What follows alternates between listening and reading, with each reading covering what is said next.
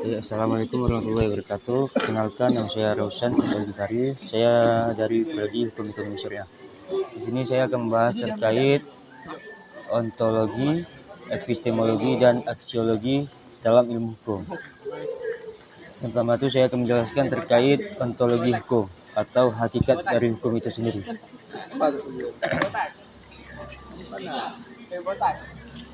Ontologi sendiri berasal dari kata ontos yang artinya ada dan logos yang berarti ilmu. Dalam konteks hukum, ontologi membahas apa itu hukum secara esensial, apa yang menjadi dasar keberadaannya dan bagaimana ia hadir dalam kehidupan manusia. Pertanyaan ontologis dalam hukum itu sendiri. Apa hakikat hukum? Apakah hukum itu norma, perintah, struktur sosial, atau nilai keadilan? Yang ketiga itu pertanyaannya, apakah hukum bersifat universal atau tergantung pada budaya dan waktu? Contoh pembahasan ontologi sendiri. Hukum itu sebagai norma. Hukum adalah seperangkat aturan yang mengatur perilaku masyarakat.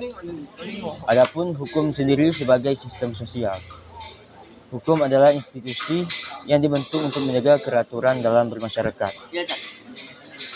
Yang ketiga ada hukum itu sebagai keadilan. Hukum tidak hanya aturan tertulis, tapi juga mengandung nilai moral dan keadilan. Kesimpulan yang dapat kita ambil adalah mempelajari apa yang disebut hukum, karakteristik dasarnya, serta perannya dalam eksistensi masyarakat dan manusia dan bermasyarakat.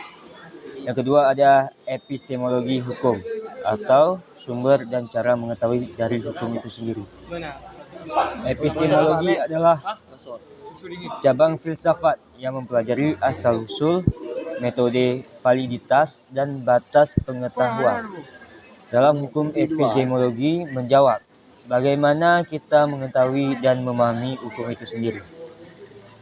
Pertanyaan yang sering muncul dari epistemologi dalam hukum. Yang pertama itu bagaimana hukum itu dibentuk dan diketahui. Yang kedua, apa sumber pengetahuan hukum? Dan yang ketiga, bagaimana validitas suatu norma hukum itu diuji. Sumber pengetahuan hukum itu sendiri berasal dari yang pertama undang-undang atau positivisme hukum. Yang dimaksud adalah hukum berasal dari peraturan yang dibuat oleh lembaga resmi. Yang kedua ada jurisprudensi atau putusan hakim sebelumnya. Maksudnya ialah sumber hukum dapat berasal dari praktik pengadilan. Yang ketiga ada doktrin atau pendapat para ahli hukum.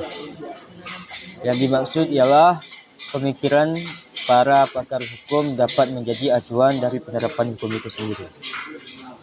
Yang keempat, kebiasaan dan hukum adat.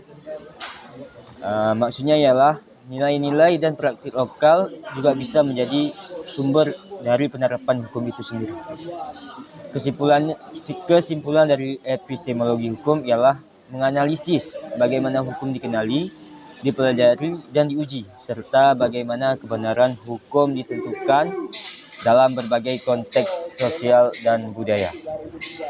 Yang ketiga, kita akan membahas terkait aksiologi hukum atau dengan kata lain, nilai dan tujuan dari hukum itu sendiri. Aksiologi adalah studi tentang nilai. Dalam hukum sendiri, aksiologi membahas terkait nilai yang mendasari hukum, serta tujuan dari keberadaan hukum itu sendiri. Pertanyaan yang sering muncul terkait dengan masalah aksiologi sesuai dengan pembahasan kita sekarang adalah yang pertama itu untuk apa hukum diciptakan. Yang kedua, nilai apa yang harus diwujudkan oleh hukum.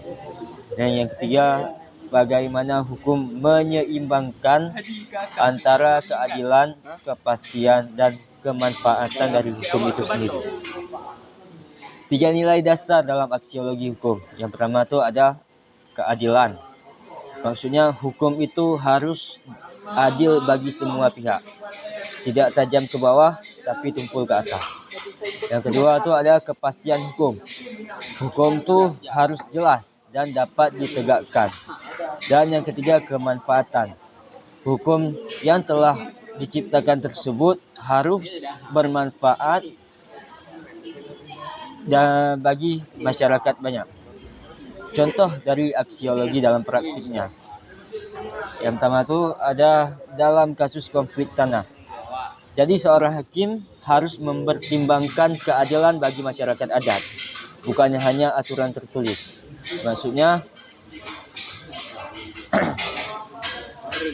seorang hakim itu harus mempertimbangkan terkait dengan keadilan masyarakat setempat dan kebiasaan dari masyarakat setempat.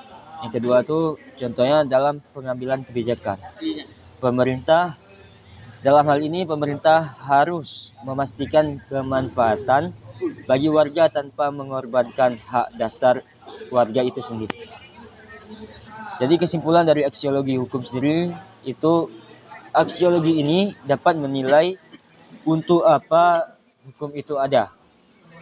Nilai-nilai yang harus diwujudkan serta bagaimana hukum menciptakan kehidupan masyarakat yang adil dan seimbang.